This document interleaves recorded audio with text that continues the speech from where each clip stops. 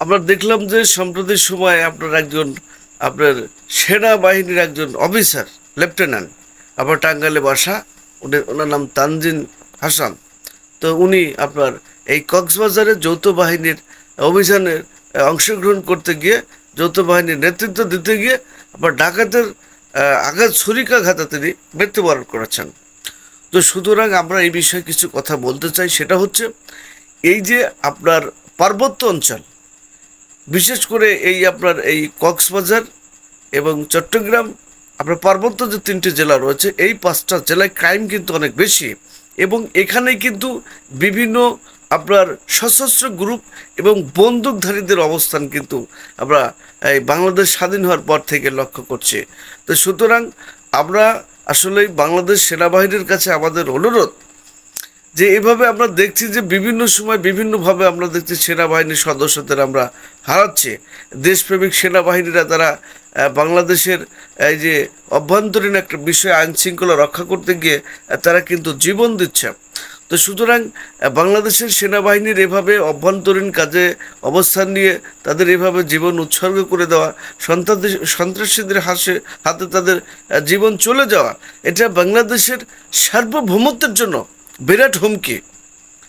বাংলাদেশের অভ্যন্তরীণ বিষয়ে কাজ করতে গিয়ে এই ধরনের সেনাবাহিনীর সদস্যরা মারা যাবে, এটা আমরা মেনে নিতে পারি না। এটা বাংলাদেশের অস্তিত্বের জন্য, বাংলাদেশের সার্বভৌমত্বের জন্য বিরাট একটা চ্যালেঞ্জ এবং হুমকি। সুতরাং আমরা বাংলাদেশ সেনাবাহিনীকে বার্তা দিতে চাই, আপনাদের আরও কঠিন হতে হবে। এই যে বিশেষ করে কক্সবাজার, আপনার এই চট্টগ্রাম, পার্বত্য যে 3টি জেলা রয়েছে, বান্দরবান, খাগড়াছড়ি এবং রাঙ্গামাটি, তো এই 5টা জেলায় যাতে কোনো ধরনের আপনার বন্দুকধারী উৎপত্তি ঘটতে না পারে, রাষ্ট্রের সমস্ত শক্তি ব্যয় করে এখানে আপনার এই সেনাবাহিনী এবং আরও বাংলাদেশের যত আইন প্রয়োগকারী সংস্থা রয়েছে, প্রত্যেকটা বাহিনী কিন্তু এখানে এমনভাবে কাজ করতে হবে যে এই 5টা জেলার মধ্যে কোনো ধরনের ক্রাইম সংগঠিত হতে পারে না। এখানে যারা বিভিন্ন ধরনের রাজনৈতিক দল ক্ষমতা যায়, এই মাদক ব্যবসা করে, এই বন্দুকের ব্যবসা করে রাতে রাতে ধনী হতে চায়, এদের পাশার মধ্যে আপনার করতে হবে, বন্দুক দিয়ে দিতে হবে। তাহলে আমরা মনে করি এই 5টা অঞ্চল, 5টা যে জেলা, এগুলো কিন্তু ভালো হয়ে যাবে। আপনারা যারাই ক্ষমতায় আসুক, যে কোনো রাজনৈতিক নেতারা এই মাদক ব্যবসা করে, অস্ত্র ব্যবসা করে, অবৈধভাবে যারা কোটিপতি হওয়ার স্বপ্ন থাকে, তাদের পাশার মধ্যে আগে আপনার লাঠি ঢুকাই দিতে হবে। এরপরে এই যে যারা আপনার পাহাড়ি বলে, এই আমরা আদিবাসী, এবাসী সেবাসী, এরা এগুলো বলে তারা বৈষম্য তৈরি করে, তাদেরকেও দেখতে হবে। কারণ হচ্ছে যে আদিবাসী, আপনারা কেউ আদিবাসী নেই এখানে। এটা বাংলাদেশ একটা স্টেট, বাংলাদেশ একটা রাষ্ট্র, এখানে সবাই আমরা নাগরিক। বাংলাদেশের একটা রাষ্ট্র হিসেবে প্রত্যেকটা মানুষ নাগরিক সুবিধা বোধ করবে। কে পাহাড়ি, কে খাসিয়া, কে নাগমা, কে চাকমা, এগুলো দেখার সময় বাংলাদেশে নেই। হ্যাঁ, আপনারা যখন প্রত্যেকটা নাগরিকের যে একটা অধিকার রয়েছে, সেই অধিকার আপনার যখন আপনার বৈষম্য তৈরি হবে, তখন আপনারা এই ধরনের কথাবার্তা বলতে পারবেন।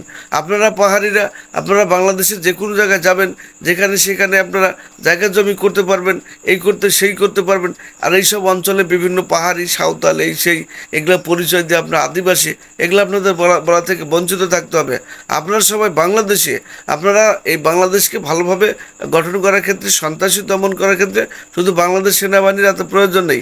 প্রত্যেকটা মানুষকে এগিয়ে আসতে হবে এইসব অঞ্চলে শান্তি প্রতিষ্ঠা করার জন্য। আপনারা বাংলাদেশকে বাংলাদেশ মনে করুন।